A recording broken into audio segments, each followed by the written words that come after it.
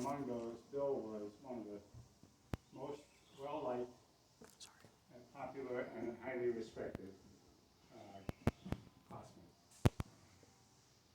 Of course, most of you know that he plays sports. I also play sports. So I played football, and he was a gymnast. But for his injury, he would have had even a more successful career on the football field. Before I forget, this is in no particular order, but several years ago, he and three other colonels of infantry, because Bill was a colonel of infantry.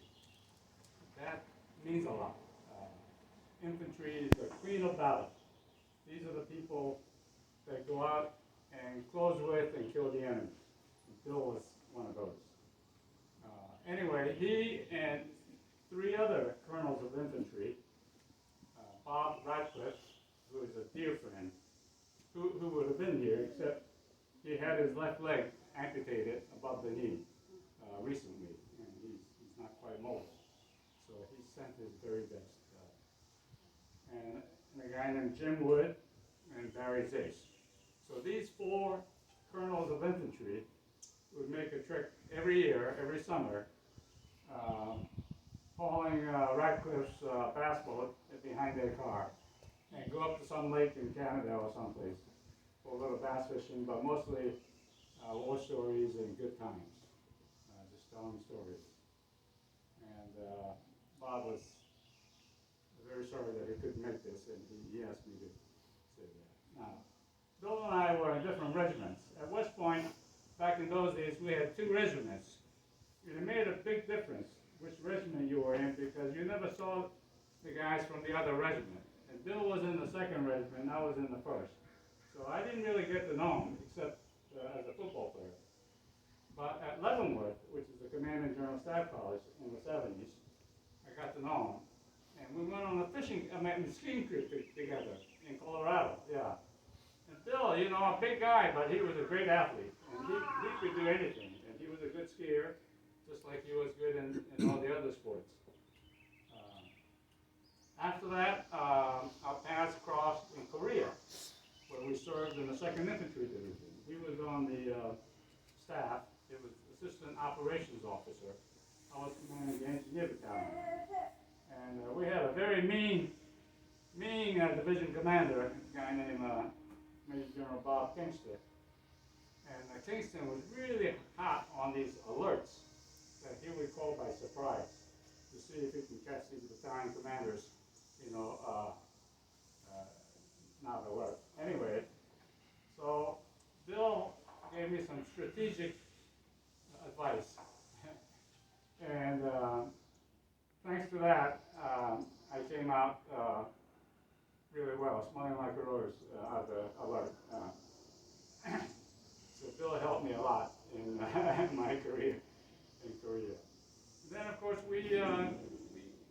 Bill and Susan would come to Hawaii, where Bill loved to play golf. And in fact, so much so that I think you guys stayed for an extended stay there, right? After, yeah. Anyway, then I bought a place in Zigzag, rhododendron, and Bill would be very hospitable and host barbecues and so forth.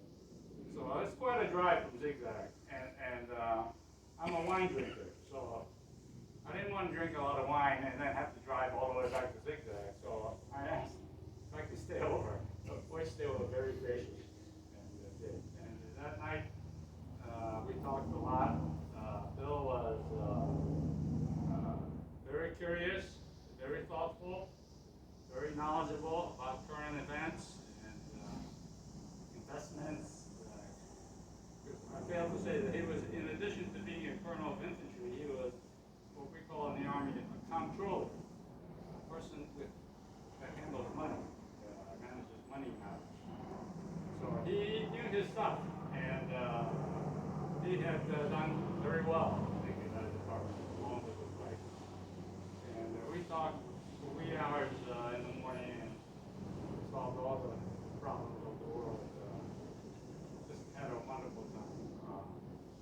Anyway,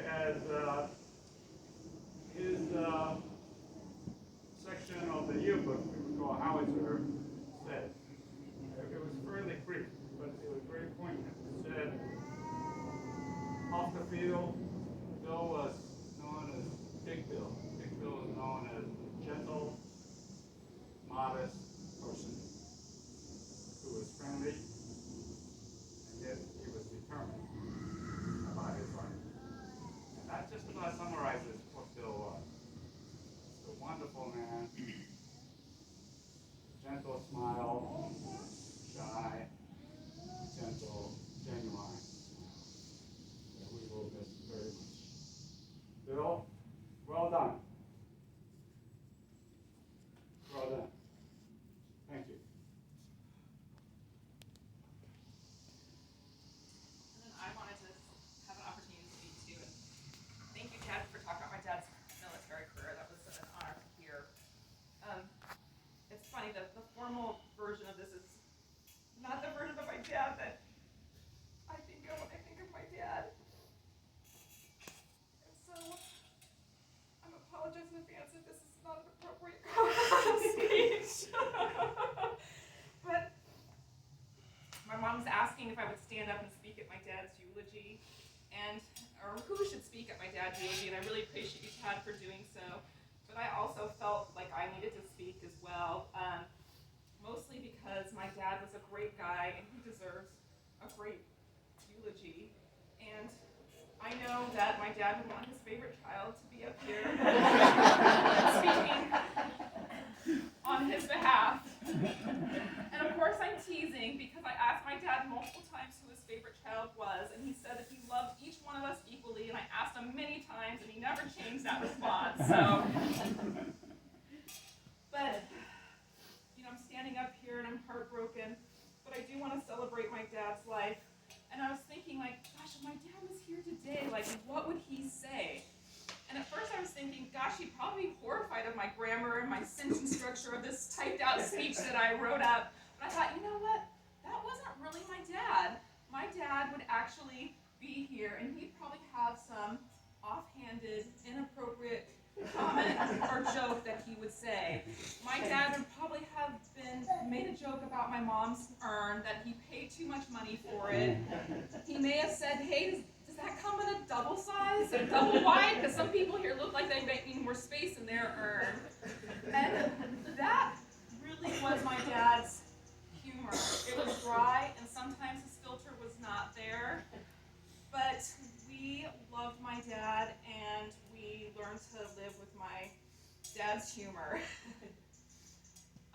My dad was the foundation for our family, and he would do anything for any of us. If we needed him to come volunteer and help us do something, he was there at a moment's notice. My dad also gave great advice to us.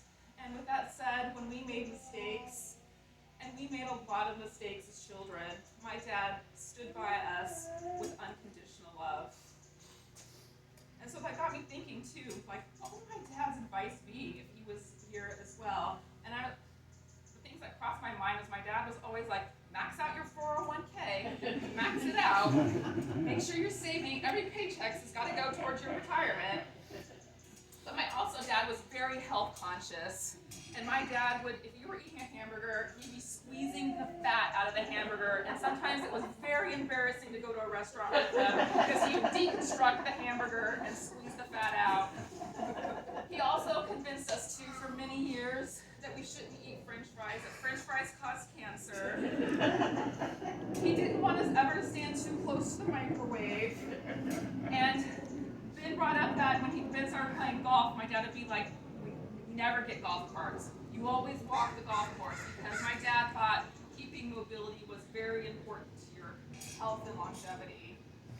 And I think my dad would also say, that you need to love life and enjoy the life that you have, because you only get one chance at it. So the other thing when I was thinking about what to say as we were going through family pictures, those going through the pictures actually brought a lot of comfort and a lot of joy. But there was one picture in particular that just brought a lot of family memories to me, and it was a picture of my dad hoisting William up as a baby to the top of the Christmas tree as a Christmas tree topper. And it just reminded me of all the crazy Christmas tree stories we had.